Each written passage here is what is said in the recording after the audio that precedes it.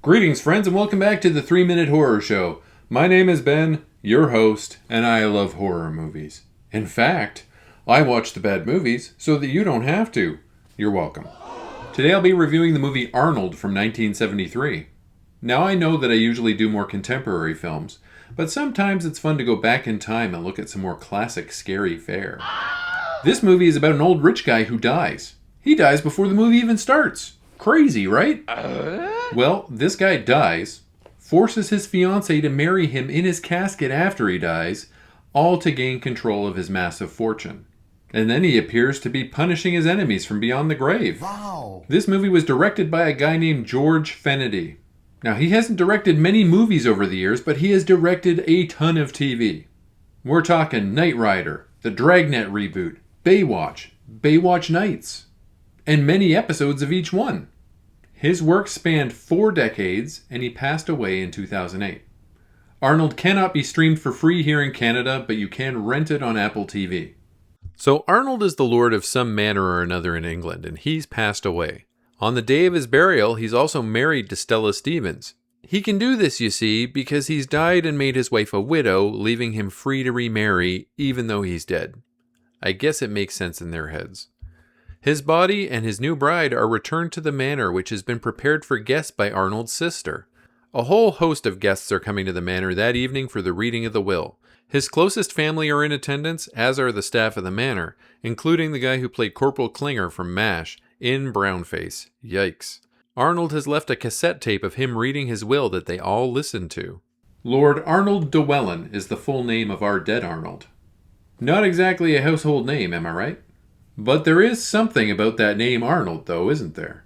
Here's a quick look at some of the other famous Arnolds that are kicking around out there. Arnold Horshack. This Arnold is one of the sweat hogs from the 70s TV show Welcome Back, Kotter. He also joined Tommy Jarvis in what is possibly the worst plan in all of horror movie history. Arnold from Different Strokes. This Arnold was played by legendary actor Gary Coleman. And let me tell you, this kid was everywhere in the 1980s. This Arnold had a brother named Willis, and he rarely knew what Willis was talking about. What you talking about, Willis? Arnold from Hey Arnold. This Arnold was a cartoon with a football-shaped head. Now, I don't know too much about this Arnold, but his show ran for nearly 10 years, so it sounds like people liked it. Arnold Schwarzenegger. Now, this Arnold has been a soldier who kills an alien, a soldier who kills an Australian, a kindergarten cop, a barbarian, a twin, and an Empreg guy. What? And that's only scratching the surface. He's probably the most famous Arnold of all. Arnold leaves a modest trust to his sister, as well as allowing her to reside in the manor. Nothing to his brother, played by Roddy McDowall, a car and the title of lady to his widow, and everything else to his new wife. One stipulation, though: she needs to take his preserved corpse around with her everywhere she goes. He also mentions a secret vault of money hidden somewhere in the house. The second everyone is gone, Roddy starts canoodling with his dead brother's new wife, Karen. Someone is spying on them through a painting, though, via a cutout eye, which is very cool imagery if you ask me. As the two talk about how much of a fool Arnold was and dream about spending his fortune together, someone delivers another tape from Arnold. He seems to know what his brother was up to from beyond the grave.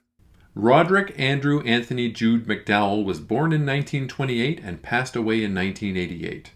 He started as a child actor in London at age 13, and his career spanned 6 decades. That is unbelievable. Some of the more iconic roles that Roddy McDowall played throughout his career include Cornelius, the scientist in Planet of the Apes, Peter Vincent, the horror show host/vampire killer in Fright Night, and Ben Fisher, a paranormal investigator in The Legend of Hell House, and that is a great movie. I can tell you right now that if you hand me a British horror movie from the 70s or 80s that has Roddy McDowall in it, I already know it's going to be a good one. Yes. He was great. Always believable. Performances beyond compare. Unfortunately, Roddy lived in a time where an open acknowledgement of one's homosexuality was a career ender. As a result, he spent his entire life in the closet. While it's tragic that he could never show the public his true face, I'm very happy to know that McDowall has secured his status as a queer icon in the decades since his passing. After this, family members start dying in various gruesome ways, and after each death a new tape arrives via a messenger. Roddy McDowall's crushing death via an incredible shrinking suit was quite inventive. In fact, every time someone does something that Arnold wouldn't like, a new tape arrives. It's quite something, really, for a person who is dead. Is he dead? I guess that's the real question, isn't it? The body count adds up, the deaths are imaginative, and eventually all of your questions about Arnold will be answered. This was really good. You right. The kills were interesting and creative, and it has style and atmosphere for days. Fancy. There's something so creepy about a mysterious eye spying on people from behind a wall, and you don't see much of that in modern horror. Mean-spirited and fun is how I would describe this movie. Almost every single character is despicable. And that permanent rictus grin on the preserved corpse of Arnold really punctuates all the death and terror he's causing from beyond the grave. Whoa! I remember seeing ads for this movie in the trailers before Laserdisc releases in the 80s, and now I've finally seen it. You should too. I rate Arnold an 8 out of 10. As always, a link to my Letterboxd appears in the video's description. Please leave me a like, comment, and subscribe, as it really does boost my engagement, helps my channel grow. Smell you later, nerds. Dear, dear Karen, can't you understand that all I wish is to be with you always?